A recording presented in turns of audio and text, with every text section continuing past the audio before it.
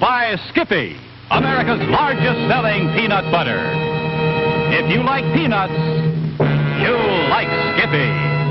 And here's your host, Art Baker. Well, howdy, folks.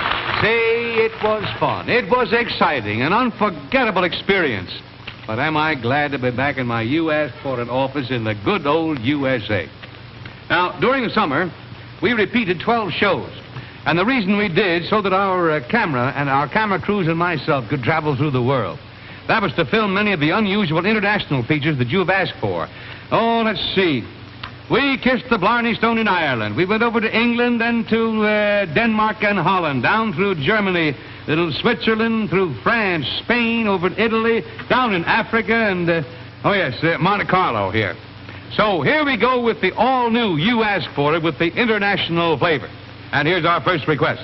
Mrs. Peter Winnick of Buffalo, New York, asked for it.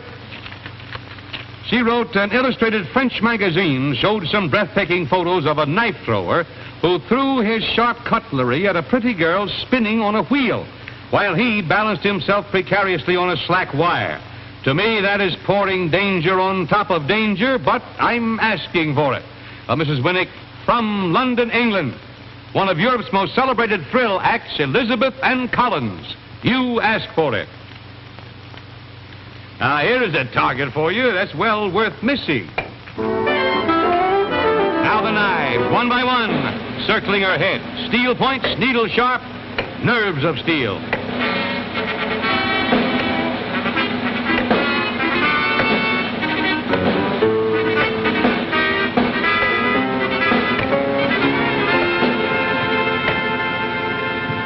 A great performance, my friends, but that was just the warm-up.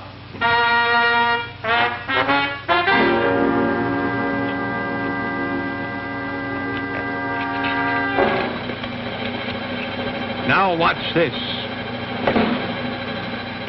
One knife as a marker, and she rests her neck on that blade.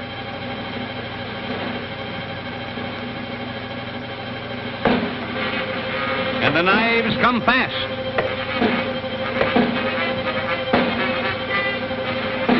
Closer and closer. Talking about sticking your neck out. Wow.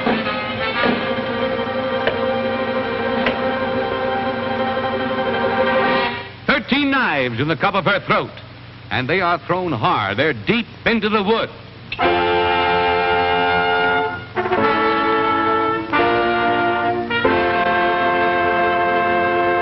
Now up to the spinning wheel for an incredible demonstration of split-second timing and some courage.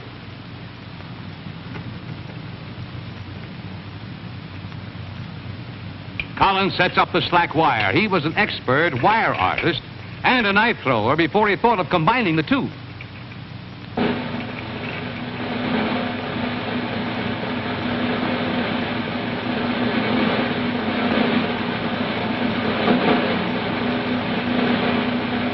Six years of practice, 5 hours a day before he was ready for a revolving human target. And the wheel spins. The first knife. One miss, that'd be all. 1 foot on the wire now, fighting for balance. And still the knives come. Slack wire, spinning target, ring of steel.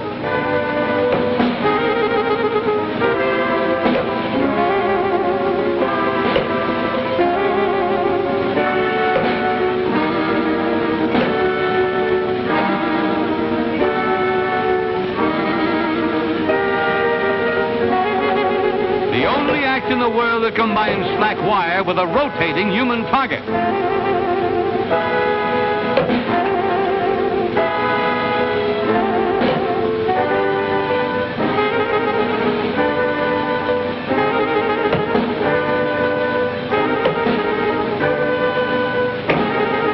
A total of 13 knives.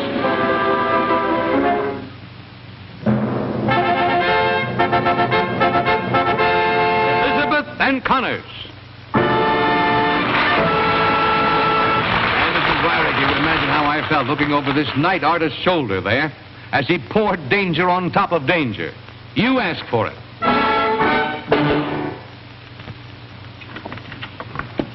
Hi. May I come in? You see, I'm conducting a survey, and I am in desperate need of your help. You right there in front of that television set. Now, I have here several letters from people who watch this program. Normal, intelligent, perspicacious, peanut-loving people like yourself. And they say that when they see me skippy up a cracker or a slice of toast in this luscious, lavish fashion, well, it just makes them so hungry that they rush right out to the kitchen right then and there and do likewise. And, of course, when they do this, they miss out on hearing the rest of my commercial.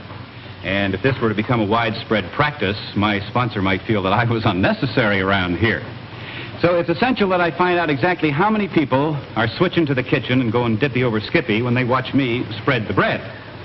Of course, if a great many people are doing this, in the future, I'll simply have to keep my spreading operations slightly out of camera range. And instead of letting you see for yourself, I'll simply have to tell you that no other peanut butter spreads or tastes or stays fresh like Skippy, because no other peanut butter is made like Skippy. So please get out a postcard and pencil and tell me how you react. And as you drop that postcard into the mailbox, keep this beautiful, inspirational thought in mind.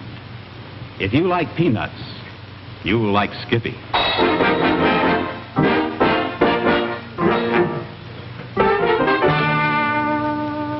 This, my friends, is a trap. Yes, it provides a crude but a very effective means of capturing one of the most grotesque and fabulous monsters of the deep. Mrs. Karen Foster of Seattle, Washington, asked for it. She writes, can you imagine anyone making his living as an octopus trapper? Well, there's a man named Ben Frick here in the state of Washington who does, and I, for one, would just love to know how he managed to catch those grotesque things. Well, Mrs. Foster, an octopus trapper was a new one on us until you asked for it. So, when our cameras located Mr. Frick up in this region here, I asked him some questions from the safe distance of 1,500 miles. Hello, Mr. Baker, and greetings from Dungeness on the Straits of Warnafuga, right across from Victoria, British Columbia. Well, Ben, how big are these octopi you catch? Oh, I've caught them up to 110 pounds. Of course, they don't all learn that large. That's a relief. Now, look, when you have them in the traps once, the question is, how do you get them out? That's easy. I do that with my bare hands. Now, if you cameras will follow me out there, I'll show you how it's done. Good. Let's go, Teddy. Come on, Teddy. Come on, let's go. That's fine. Now, the dog always goes along. Ben has 3 octopus trap lines, each 1,000 feet long, with 20 traps on each line. There are 60 traps in all, see? He checks them every day, and he has his work cut out for him, but he loves it. You know, I don't think I've ever met a more delightful fellow.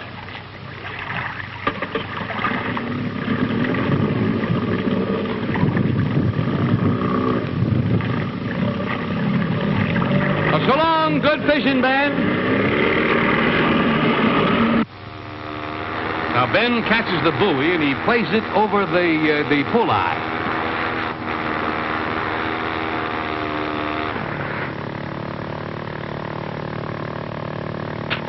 Yeah, there's absolutely no bait in the traps there. And after a good meal, he likes to hole up in caves and crevices. And the traps just make a good place to hide. Simple as that. They like them. Now, here we are at the first trap. Yeah, here's where he catches the buoy. And he'll play it over the pulley there. There's something heavy down there. Yeah, there's the trap. Ooh, that one isn't empty. There's Mr. Octopus in person.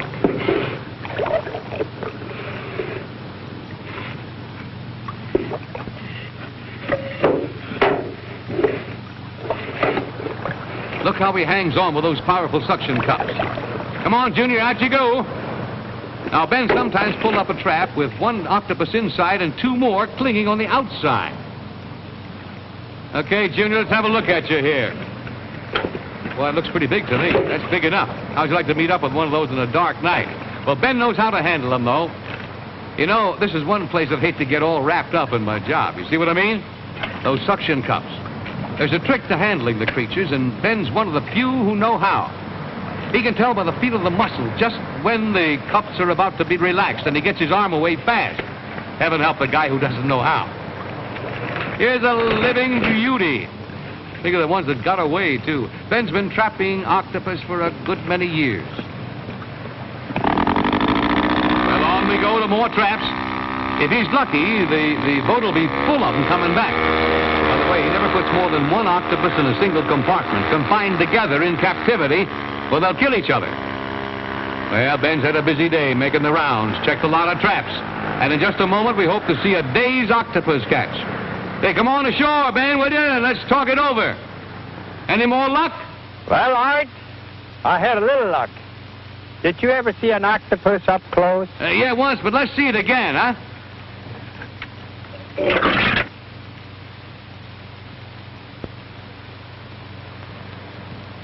You'll notice that he has very prominent eyes attached to his body. I don't see any eyes, Ben. Where are the eyes?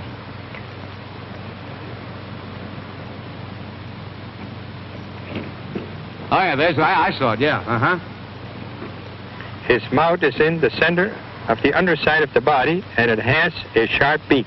It almost looks like a beak of a parrot. I stay clear of that. Yeah, I don't blame you either. They're wicked.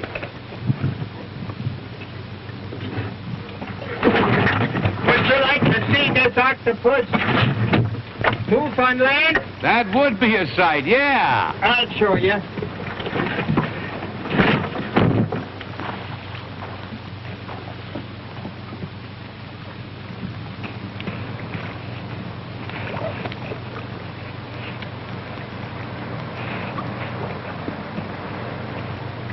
He moves like a bunch of snakes, and he always heads for the nearest waters.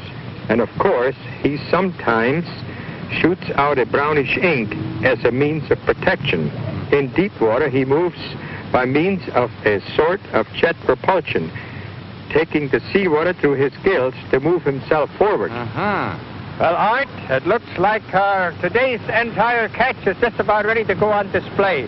How would you like to see about 300 pounds of octopus all at once? That we'd like, yeah. Well, that's a typical day's catch, Art. I'll now prepare them for the market. And tomorrow, the next day, they'll probably be served in Seattle and other Northwest cities. Thanks a lot, Art, for sending your cameras to visit with us. Goodbye. Well, Mrs. Foster, I think that this Mr. Frick earns every penny he can make at octopus trapping, don't you? Well, after all, you asked for it. Ladies and gentlemen, for a daring ride on the most thrilling and the most daring roller coaster within the continental limits of these United States, a ride for 25 cents, a quarter part of a dollar. How many would you have, mister, for a thrilling ride on the roller coaster? 2, please. 8, 2. 2, please. There you are, sir. Have a good time, young man. Have a good time. I shall. The reason I took 2 is because 2 of us are going to take this ride here. Here's a letter that comes from Mrs. Stewart Bailey of Cincinnati, Ohio. I got a kick out of this. She said, would you please take me for a ride by means of a moving picture camera in the front seat on the most daring and exciting roller coaster in America? Uh-huh. If both of us are going to go for a ride. All right, Mrs. Bailey, you think you're going to sit back there at home kind of clutching the Davenport? No, sir. This is, believe me, one ride you'll never forget. Will you come along with me, Mrs. Bailey? All right, step in. You first, please. Anybody else?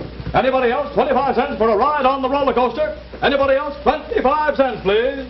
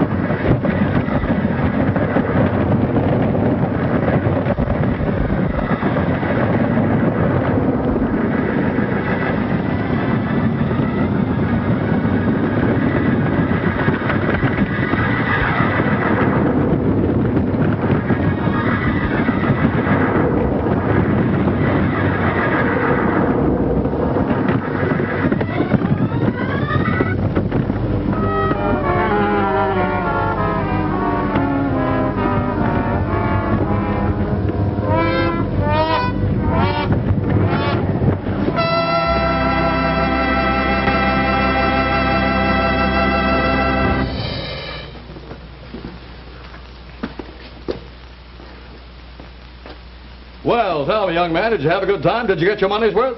And how, brother, that was one whale of a ride, wasn't it, Mrs. Bailey? And wasn't it everybody? Now, I'll tell you, I think that we ought to have out here the cameraman who, I don't know how many 25 censuses he put in that thing to get these pictures. They were magnificent. So right now, I want you to see our cameraman, Danny Rouser. Danny?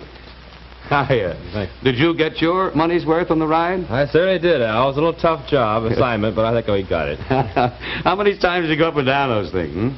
Well, about half a dozen at least. You did. And that, how were you holding the thing, right? Well, it's a little difficult to hold it and hold the roller coaster at the same time, I'll tell you that. I imagine it's a little difficult, yes.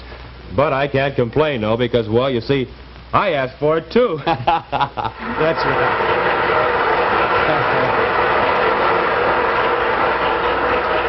And that reminds me, my friends, that nothing happens on this show unless you ask for it.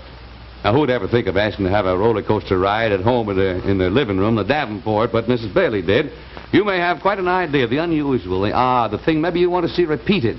That's what we're here for, to obey your commands. You're the boss of this show, and it's a delight, believe, to follow your request. So get busy, put on your thinking cap, give us a challenge, give us something unusual. Here's our address. Jot it down now, because maybe you haven't got an idea now, but you will tomorrow.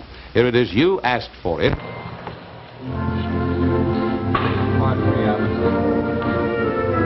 I wonder, yes, I guess I am. I'm in the ladies section of this swank department store here, and we're looking for a person who has a talent by the yard. It's the subject of this next request from the Miss Barbara Allison of Boston, Massachusetts. And she wrote, "Dear Mr. Baker, I'm 13, and I'm interested in dress designing. And I read in a fashion magazine about a man who takes bolts of material, he makes lovely dresses out of them without doing a stitch of sewing.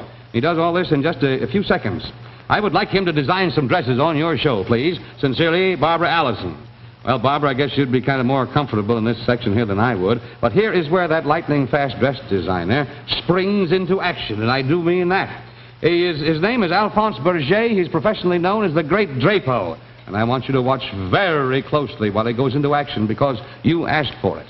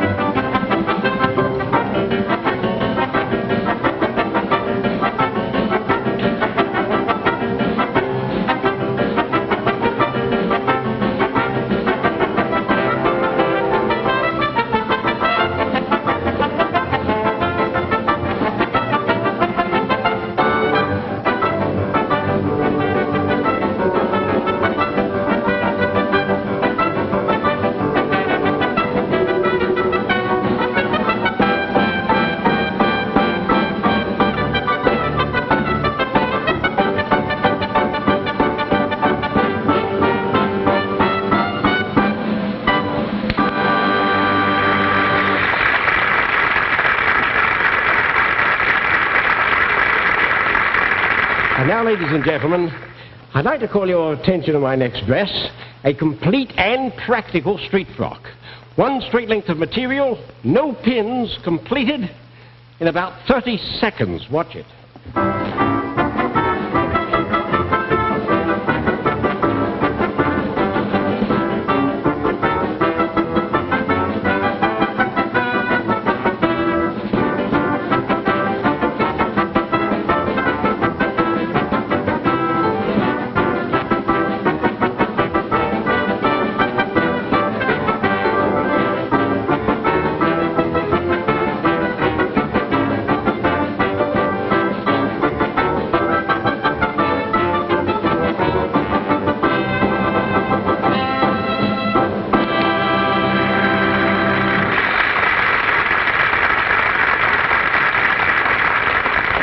Thank you very much. Now, ladies and gentlemen, I'm going to make 3 entirely different types of dresses. Now, let's see how long it takes to make 3. I hope you like them. S'il vous plaît, monsieur, merci.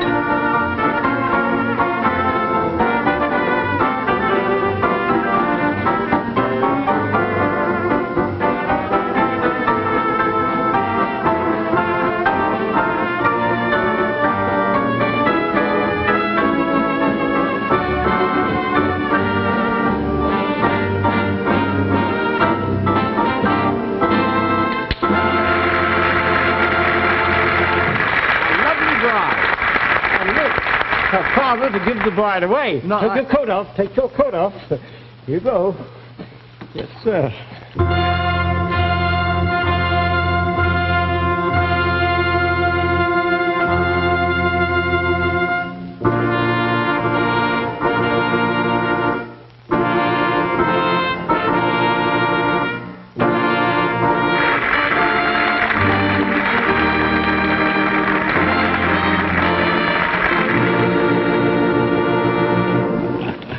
Well, yes, sir. There you saw, Barbara, the world's fastest dress designer, believe me, the great Drapo.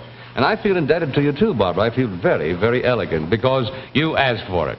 Well, I see time is up. And so now, on behalf of our sponsor, Skippy, America's largest selling peanut butter, I'll say so long. See you next week. ABC, the American Broadcasting Company.